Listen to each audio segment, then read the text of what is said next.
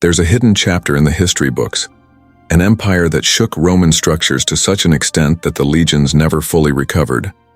Today, you'll discover the lesser-known face of Roman history and understand why this enemy continues to intrigue historians.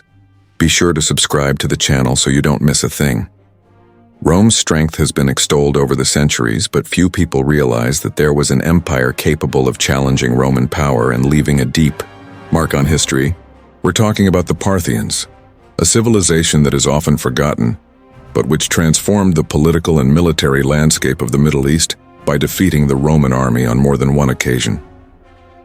The fascination with Rome's power is undeniable, but knowing that there was another empire as resilient and strategic awakens a new understanding of what we call invincibility. This knowledge reveals that even the great Roman legions were not immune to failure, and shows how the Parthians, heirs to the ancient Achaemenid Empire, controlled crucial trade routes and built a reputation as feared warriors.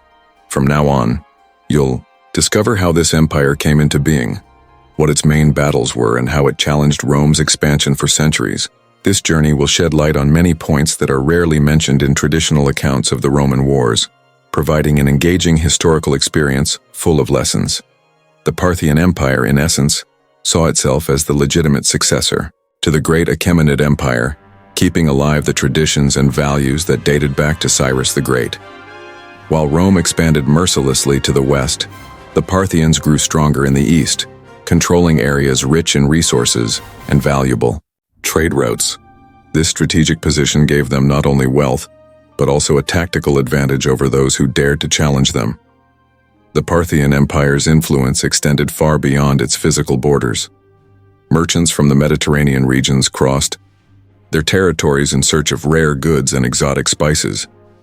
In this way, the Parthians created a trade network that connected distant civilizations, bringing cultures closer together and maintaining control over the famous Silk Road routes. The Parthians' military organization differed from the Roman model. Instead of relying exclusively on infantry formations, they emphasized the mobility of their cavalry and the precision of their mounted archers. This method of combat confused the Roman generals, who were used to heavy formations and frontal attacks. Suddenly, they faced an agile enemy, skilled in ambush tactics. Interestingly, many historians point out that the Parthian aristocratic class, made up of large landowners and warrior nobles, played a crucial role in the administration of the empire. Each noble family was committed to defending specific regions and maintaining local order, which encouraged strong loyalty to the throne. This feudal model, in its own way, avoided excessive concentrations of power in a single figure and favored military cohesion. This civilization was part of Roman warfare for longer than most people realize. In various confrontations, Rome encountered the innovative tactics and resilience of the Parthians, learning painful lessons about the true meaning of military challenge. Undoubtedly, the Roman army understood that facing the Parthians required more than brute force. It required adaptation and strategy. These characteristics formed the basis of an empire that proudly defended its origins and saw Rome as an ideal target to prove its worth. The political tension, which went far beyond battles, was only the prelude to future conflicts that would redefine borders and shake the certainties of a world that believed in Rome's absolute dominance. After the fall of the Achaemenid Empire, Persia went through a complex period of Seleucid rule. Although the Hellenistic government tried to impose its rule, local resistance movements never ceased to exist. In this context, Arsaces emerged, leader of the Parni tribe, who saw in the weakness of the Seleucids the opportunity to establish an independent kingdom. Arsaces began his conquest in 247 BC, founding the Parthian kingdom in the midst of internal disputes and regional revolts. This charismatic leader had a broad vision. He sought not only political independence, but also the revival of Persian traditions that the Seleucids had tried to overshadow. His figure was so remarkable that all subsequent Parthian kings adopted the name Arsaces as a form of legitimization. Mithridates. I was primarily responsible for transforming the Parthian kingdom into a vast empire. By expanding the borders into Mesopotamia, he incorporated regions rich in resources and trade, integrating diverse peoples into his realm. This territorial expansion was decisive in strengthening the Parthian economy, which became a commercial bridge between the West and the East, favoring cultural exchange. It is interesting to note that diplomacy was also a crucial weapon in consolidating Parthian power. While some peoples were conquered by force, others were attracted by the prospect of flourishing trade or the promise of greater local autonomy. The Parthians proved skilled at balancing agreements with neighboring territories and the use of military force when necessary. The administrative structure of the empire, although decentralized, allowed for regional autonomy under the king's supervision.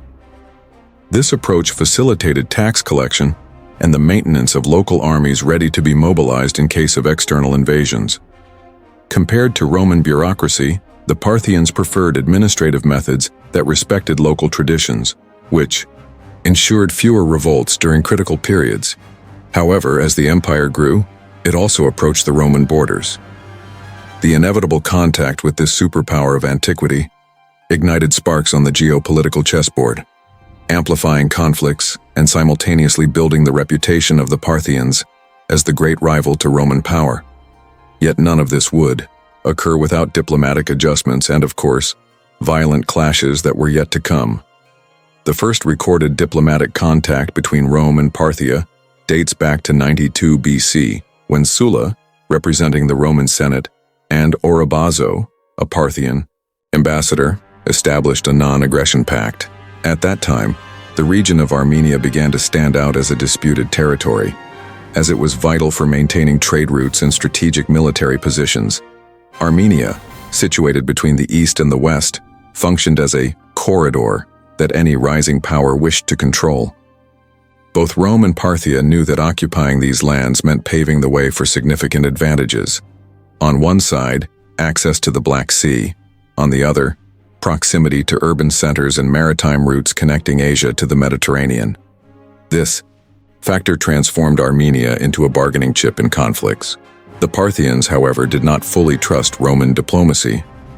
They understood that Rome, always seeking expansion, maintained an aggressive policy on other frontiers which could eventually reflect in relations with the East.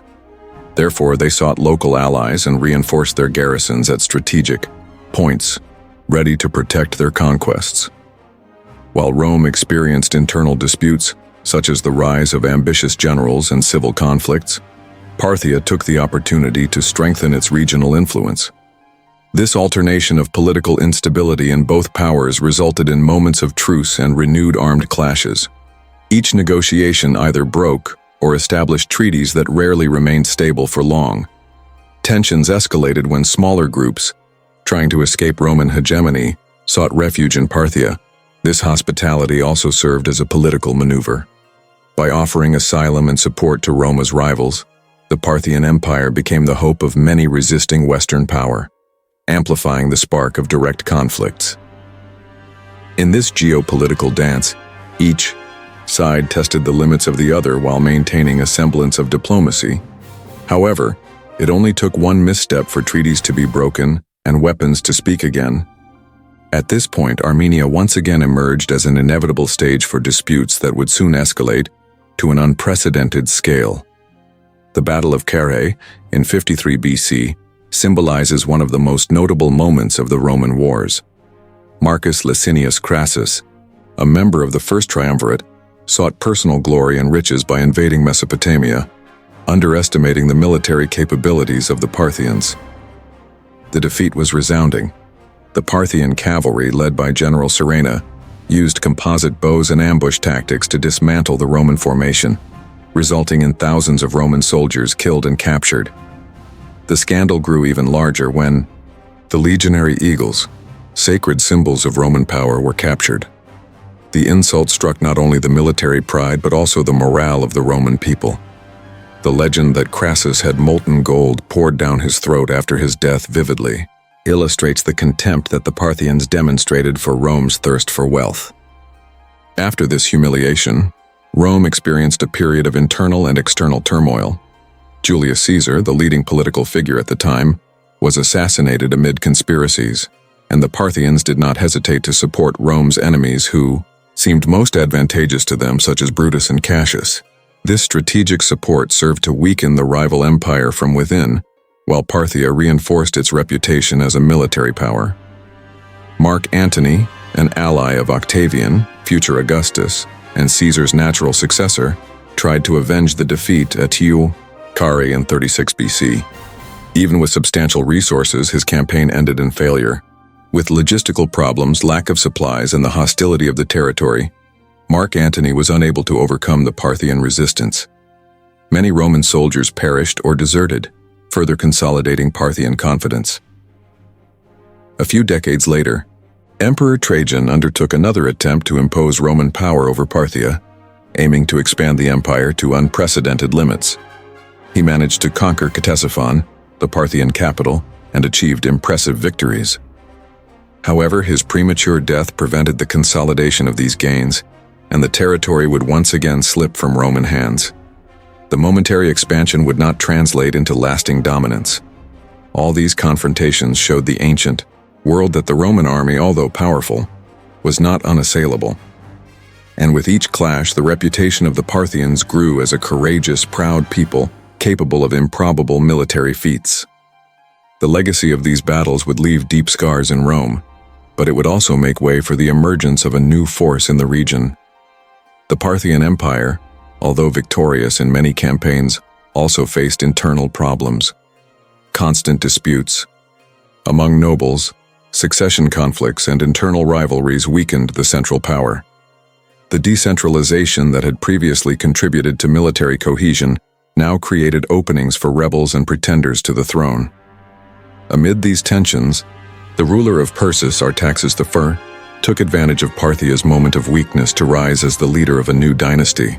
In 224 AD, the Battle of Hormozgan took place, where the last Parthian king, Artabanus IV, was defeated. This victory marked the end of the Parthian Empire and the beginning of the Sasanian Empire. The triumph of the Sasanians was not just military. They inherited the historical rivalry with Rome, adopting the stance of a major adversary in the Middle East. The disputes between the Sasanians and Romans would last for another 4 centuries, keeping the region in a state of constant alert and prolonging the legacy of conflicts that the Parthians had initiated. Despite its downfall, the Parthian Empire left profound marks on history.